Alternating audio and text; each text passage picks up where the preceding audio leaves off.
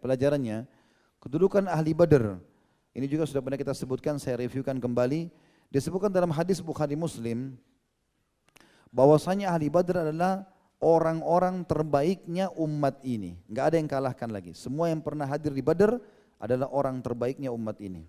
Enggak ada keraguan dalam masalah semuanya 314 orang itu. Ya. Itu disebutkan dalam hadis Bukhari Muslim, bahwasanya Jibril alaihissalam datang kepada Nabi SAW dan berkata, "Ma tu'adduna ahlil Badr fikum?" Kira-kira menurut kau hai Muhammad, menurut kalian hai kalangan manusia, siapa di antara atau bagaimana kedudukan penduduk ahli Badar yang ikut di Badar di antara kalian? Qala sallallahu alaihi wasallam, maka Nabi SAW menjawab, hum khiyaruna atau khiyarul muslimin. Mereka adalah orang-orang yang terbaik kami atau yang terbaik dari umat Islam. Qala Jibril alaihissalam, wa kadzalikal malaika alladziina syaraku fil Badr. Ketahuilah hai Muhammad, begitu juga dengan kalangan para malaikat yang terbaik di antara mereka yang pernah diizinkan hadir di Badr. Ahli Badr diampuni semua dosa mereka. Dan ini masyhur dalam kisah Hatib bin Abi Balta'ah yang sudah masyhur juga kisahnya. Pada saat akan terjadi perang pembebasan kota Mekah, maka dia pun akhirnya membongkar ya penyerangan Nabi SAW. Ini sudah pernah kita jelaskan ya.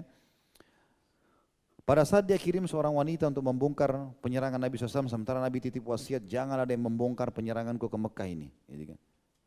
Hatim bin Abi Balta'ah disampaikan oleh Nabi SAW karena dia ahli Badr, dipercaya. Dia pernah hadir di Badr. Setelah kebongkar ternyata dia yang menyampaikan itu dan Nabi SAW menerima wahyu. Nabi mengatakan kepada Ali bin Abi Thalib, Zubair bin Awam, coba kalian pergi ke lokasi titik ini, jalan menuju ke Mekah, ada seorang wanita, ambil darinya surat Hatim bin Abi Balta'ah. Karena dia membongkar penyerangan ini. Maka Ali bin Abi Thalib dan Zubair pergi ke sana, ringkas cerita cukup panjang, diancamlah wanita tersebut sampai dikeluarkan surat. Waktu Hatim bin Abi Balta'ah ditanya oleh Nabi SAW, kenapa kau buat ini? Apa ini kau buat ini, membongkar penyeranganku? Kata dia, ya Rasulullah, ini bukan pengkhianatan. Tapi saya termasuk salah satu orang yang memiliki keluarga di Mekah yang saya khawatir kalau Quraisy tahu anda keluar dan saya tidak menyampaikan ini, nanti mereka membunuh keluargaku. Dan aku tidak pernah niat berkhianat. Maka Nabi SAW mengatakan dia benar. Udah, dia mengaku salah, sudah benar. Rupanya ada sahabat pada saat itu mengangkat pedang sambil mengatakan, ya Rasulullah, izinkan aku membunuhnya. Gitu kan? Atau memenggal lehernya. Maka kata Nabi SAW, jangan. Karena dia adalah ahli Badar. Dan Allah telah berfirman, kata Nabi SAW, innahu min ahli Badar, dia adalah ahli Badar. Alam ta'lam anna Allah qad qala lahum, bukan apakah kau tidak tahu kalau Allah SWT telah berfirman kepada ahli Badar, i'malu ma syi'tum qad ghafartu lakum. Berbuatlah semau kalian, sungguhnya aku telah mengampuni dosa-dosa kalian. Hadis ini sahih diriwayatkan oleh Al-Hakim di jilid 4 dalam Mustadrak halaman 77, Ibnu Abi Syaibah dalam Musannaf di jilid 12 halaman 155. Mereka juga termasuk ahli jannah atau dijamin masuk surga sebagaimana sabda Nabi SAW dalam hadis Bukhari, la yadkhulan nara ahadun syahida badra. Tidak akan pernah masuk neraka siapapun yang pernah menyaksikan perang Badr. Jadi dijamin buat mereka tidak akan masuk neraka, tidak masuk surga. Itu pelajaran yang ketiga, kedudukan ahli Badr. Yang keempat, tentang pentingnya beriman kepada para malaikat.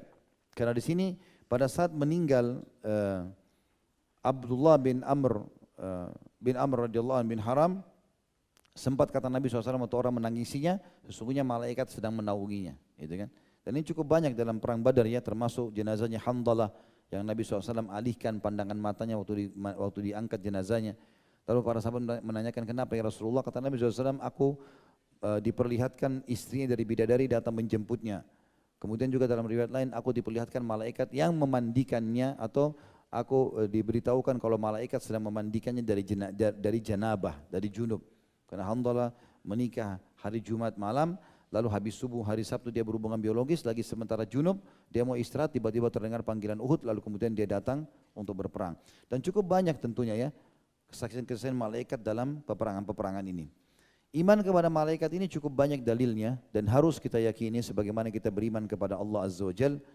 Dan ini berarti menandakan kita tahu kalau muka bumi ini semua dirawat, diurus oleh para malaikat. Tumbuh-tumbuhannya, manusianya, hewan-hewannya, udara, kadar udaranya, apinya, cahayanya semua ada. Ya, dan tidak benar keyakinan sebagian orang menganggap syaitan menguasai, iblis menguasai, tidak. Bahkan iblis dan syaitan itu lebih lemah jauh daripada manusia. Allah mengatakan dalam Al-Quran, A'udzubillahi minasyaitonirrajim, inna kaidasyaitani kana dha'ifa. Syaitan lemah. Jadi enggak boleh yakin lembah ini, gunung ini ada penjaganya, kuatlah, harus dikasih kepala sapi, ya, harus ini dan itu khurafat semua, enggak benar. Allah memerintahkan kita beriman kepada para malaikat yang mereka bertugas untuk merawat muka bumi ini dan alam semesta ini dengan izin Allah, termasuk pergantian siang malam, turunnya hujan, pergantian musim, populasi manusia, hewan-hewan, tumbuh-tumbuhan. Banyak dalilnya. Di antaranya surah Al-Baqarah surah nomor 2 ayat 285, A'udzubillahi minasyaitonirrajim, amanar rasulu bima unzila ilaihi min rabbih wal mu'minuna kullun amana billahi wa malaikatihi wa kutubihi wa rusulih la nufarriqu baina ahadin min rusulih. Al-ayat. Sesungguhnya seluruh Rasul atau Rasul Muhammad SAW telah beriman terhadap apa yang diturunkan kepadanya dari Tuhannya, Al-Quran. Dan orang-orang beriman juga ikut beriman kepada Allah. Dan juga meyakini dan beriman tentang keberadaan para malaikat dan kitab-kitab serta utusan-utusan. Dan mereka tidak membeda-bedakan satu sama yang lainnya. Seperti orang Yahudi teman-teman, orang Yahudi itu membenci Jibril alaihissalam. Ya. Ini Yahudi luar biasa, bukan cuma manusia yang dibenci. Malaikat pun dibenci, padahal dia tidak pernah lihat. Itu terbukti dalam hadis Bukhari kan, waktu Nabi SAW menyampaikan, sesungguhnya ada satu pendeta Yahudi datang lalu berkata, hai Muhammad, aku akan bertanya padamu. Jawablah. Lalu kata Nabi SAW, sungguh Jibril telah datang memberitahukan itu padaku. Jawaban pertanyaanmu ini. Langsung dia bilang, orang Yahudi bilang, Jibril itu musuhnya orang-orang Yahudi dari kalangan malaikat. Jadi antum jangan heran kalau antum dimusuhi, malaikat aja dimusuhin. Kemudian di dalam ayat yang lain surah Al-Mursalat, dan ini surah yang termasuk surah yang terinci sama dengan An-Nazi'at ya. Itu yang menyebutkan tentang malaikat. Surah Mursalat surah nomor 77 ayat 1 sampai ayat 5 ya. Silakan dibuka tentunya ya kalau punya Al-Qur'an. Kita rincikan masalah ini insyaallah. Mursalat artinya malaikat-malaikat yang diutus ya. Allah berfirman, A'udzubillahi minasyaitonirrajim, wal mursalati urfa. Allah bersumpah demi malaikat-malaikat yang memang pasti mereka ada. Demi malaikat-malaikat yang diutus untuk membawa kebaikan-kebaikan. Artinya ada malaikat yang Allah tugaskan untuk menghembuskan udara yang nyaman, ya, memberikan hasil buah panen yang bagus. Itu semua malaikat. Kabar gembira dibawa sama dia. Ayat keduanya, fal asifati asfa, dan malaikat-malaikat yang terbang dengan kencangnya. Nah, mereka punya sayap. Sebagaimana Allah jelaskan tentang mereka juga, Allah menciptakan dzu ajnihatin matsna wa thulatha wa ruba'. Mereka memiliki sayap 2, 3 dan 4. Kemudian dikatakan ayat 3-nya wan nasyirati nashra, dan para malaikat-malaikat yang mereka pasti ada. Kalian harus yakini kepada mereka, kata Allah, yang menyebarkan rahmat Tuhannya dengan seluas-luasnya. Kata ulama tafsir, menghembuskan udara, ya, kemudian mengatur teriknya matahari, mengatur kadar udara, mengatur kadar air, kadar cahaya, populasi hewan, tidak pernah habis ayam, tidak pernah habis ikan, selalu ada. Ini kalau nggak ada yang atur gimana? Antum kalau punya akuarium teman-teman sekalian kecil, antum nggak pernah bersihin, penuh lumut nggak? Hah? Mana suaranya? Masih hidup nggak ini? Hah? Masih ya? Kalau mau tidur bilang. Jadi saya juga kembali tidur gitu. Jadi subhanallah, kita kalau punya kolam ikan kecil saja akuarium, tidak dibersihin berlumut, kotor. Dan ikannya kalau tidak dikasih makan bisa mati kan? Kecil akuariumnya, paling 1 kali 1 meter. Bagaimana dengan sungai dan lautan teman-teman? Kalau nggak ada yang rawat gimana bisa itu? Ya. Maka itu contoh, pohon-pohon bisa tumbuh. Kalau dari atas kita lihat hutan-hutan itu dengan rapinya, tertata, buah-buahan, itu semua ada yang urus. Orang mukmin yakin itu yang urus adalah yang rawat semua malaikat yang Allah tugaskan. Makanya dalam ayat 3 Mursalat wan nasyirati nashra, dan malaikat yang bertugas menyebarkan rahmat Tuhannya seluas-luasnya. Semua ini kebaikan-kebaikan. Ayat 4-nya fal fariqati farqa, dan malaikat-malaikat itu bisa membedakan antara yang hak dan yang batil dengan sejelas-jelasnya. Jadi antum boleh tipu manusia, malaikat enggak bisa ditipu. Tak bisa. Antum bisa menipu manusia, enggak, saya enggak zina kok, saya enggak masuk di hotel gini. Tapi malaikat ada lihat, enggak bisa ditipu. Catat semuanya. Ayat 5-nya, fal mulkiyati dzikra, dan para malaikat-malaikat yang menyampaikan wahyu. Ada di antara mereka yang bertugas itu. Ini ayat 1 sampai ayat 5 surah Al-Mursalat. Kemudian kita pindah ke An-Nazi'at. Ya. Setelahnya kurang lebih dua surah, tadi ayat surah nomor 77, ayat sekarang surah nomor 79. An-Nazi'at artinya malaikat-malaikat yang mencabut ruh. Ya. Ayat satunya berbunyi a'udzubillahi minasyaitonirrajim wan nazi'ati gharqa, dan para malaikat-malaikat yang Allah tugaskan, ya, demi malaikat maksudnya Allah bersumpah, ada loh malaikat itu aku bersumpah atas namaku kata Allah, ya, yang mencabut nyawa dengan keras, kata ulama tafsir, kepada orang kafir dan fasik, wa na'udzubillah, sebagaimana hadis Bukhari menjelaskan itu. Ayat 2-nya wan nasyitati nashta, dan malaikat-malaikat yang mencabut nyawa dengan lemah lembut untuk orang-orang beriman. Ayat 3-nya wassabihati sabha, dan malaikat-malaikat yang turun dari langit dengan cepatnya. Kecepatan malaikat beda dengan kita, gitu kan? Sebagian ulama ada yang menghubungkan dengan sumber pembuatan mereka. Malaikat dari mana? Dari apa? Dari cahaya. Sebagaimana Nabi SAW mengatakan, malaikat dari cahaya, jin dari api, dan manusia dari tanah. Maka ini bisa menggambarkan tentang kecepatannya, dan kita pun secara ilmiah kita sudah belajar kecepatan cahaya sangat cepat. Lampu ini kita nyalain tiba-tiba sudah terang, gitu kan? Kecepatan luar biasa. Maka itu disebutkan oleh Allah, kecepatan mereka sangat cepat seperti cahaya. Kemudian yang keempat, ayat 4-nya fassabiqati sabqa, dan malaikat-malaikat yang mendahului dengan kencang. Makna mendahului adalah dia, Allah SWT berikan kelebihan bisa mendahului semua makhluk di muka bumi ini dari sisi kecepatan. Di saking cepatnya. Kalau antum bisa lihat petir, angin kencang, itu semua dibanding dengan kecepatan malaikat tidak ada apa-apanya. Ini makna daripada ayat keempatnya.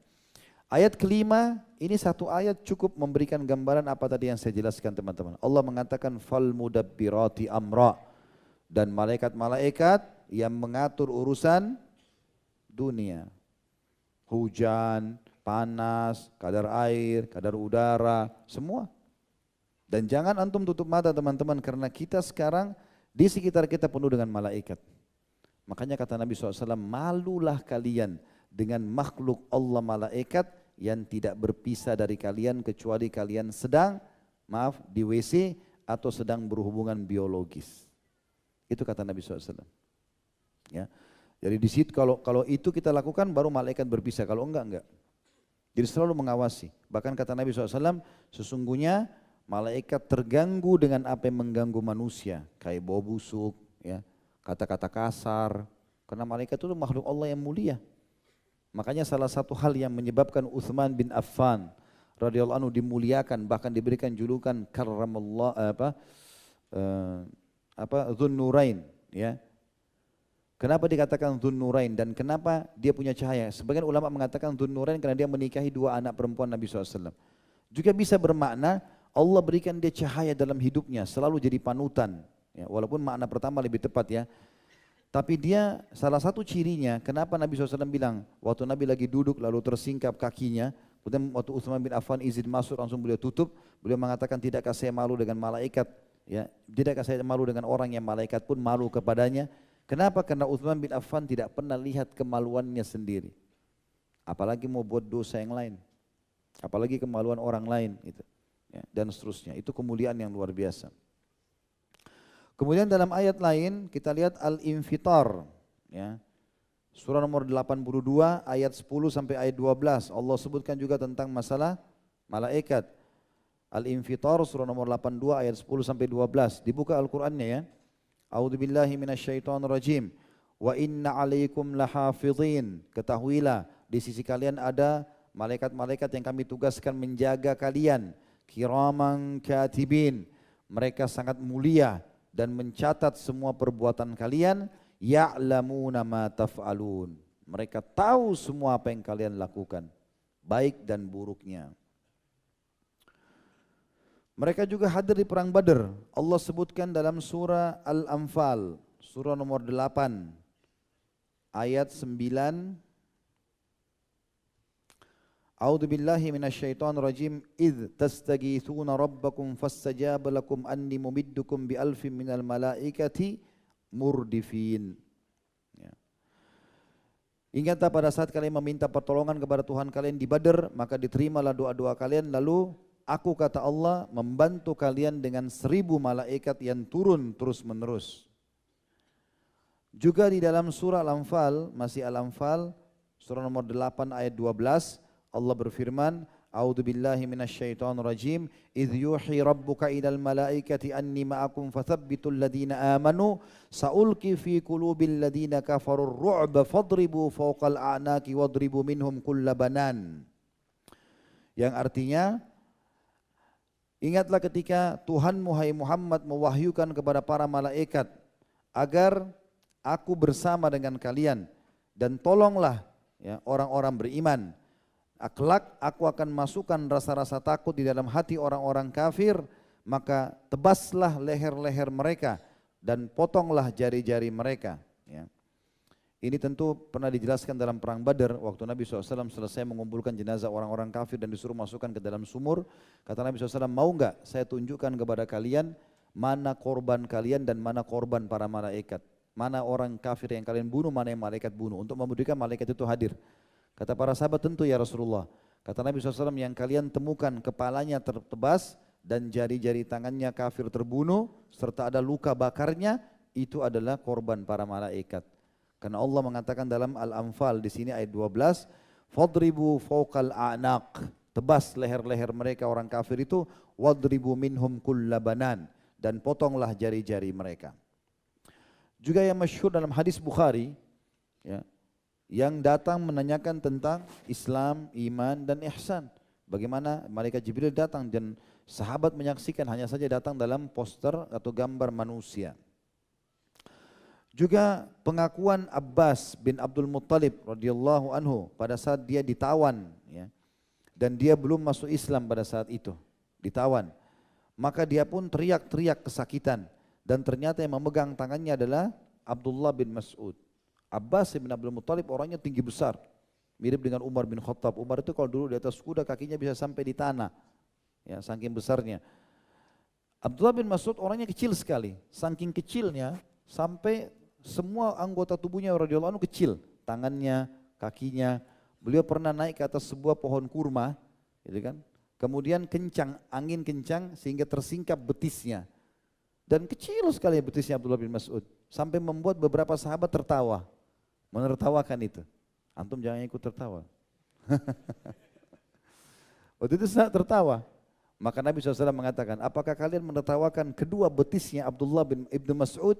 Ketahuilah, dua betisnya ini yang kecil yang kalian ketawakan ini lebih berat daripada gunung Uhud di timbangan hari kiamat.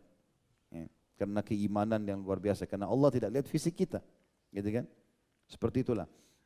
Nah rupanya di perang itu, di perang Badar, tertawan Abbas karena Abbas sebenarnya tidak mau ikut berperang.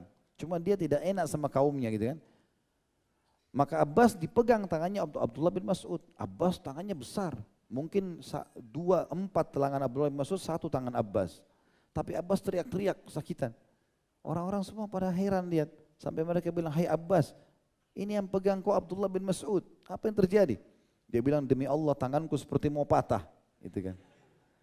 Maka Abdullah bin Mas'ud waktu itu mendengar, dia senyum. Nabi SAW lihat. Kata Nabi SAW, hai Abdullah, itu yang melakukannya malaikat dan bukan kamu. Ya. Kalau Abdullah nggak bisa dia buat begitu. Abu Dawud Al-Muzani berkata, kuntu wara'a ahadal musyrikin, ini salah satu sahabat Nabi yang mulia ya, dia mengatakan, aku pernah berada di belakang orang musyrik di perang Badar. Kuntu uridu qata'a ra'sahu fa idza ra'sahu qad quti'a qabla an yasila ilaihi sayfi wa araftu annahu qatalahu ahadan qabli. Di perang Badar aku sudah mengalahkan seorang kafir dan pedangnya sudah jatuh. Pada saat pedangku aku ayunkan ke lehernya, tiba-tiba lehernya sudah terputus sendiri. Maka aku yakin kalau itu adalah kalau sudah ada orang yang membunuhnya sebelumku. Dan waktu ditanya kepada Nabi SAW dalam hadis sahih, beliau mengatakan itu adalah korban malaikat. Juga sahabat mendengarkan di dalam perang, ya Haizub akbil, wahai Haizub majulah. Ini khilaf di antara ulama. Haizub ini ada yang mengatakan nama kudanya Jibril alaihissalam, ada yang mengatakan nama malaikat. Tapi riwayat ini kata Nabi SAW waktu ditanya, ya Rasulullah, tadi saya dengar Haizub, Siapa itu? Kata Nabi SAW, itu malaikat yang memanggil temannya untuk maju berjihad. Untuk maju berjihad. Berarti banyak riwayat yang membuktikan tentang keberadaan malaikat ini. Dan teman-teman, tidak ada keraguan sama sekali sedikit pun sebagai orang beriman, sebagaimana kita tadi sudah bahas poin pertama masalah keyakinan tentang keberadaan malaikat ini.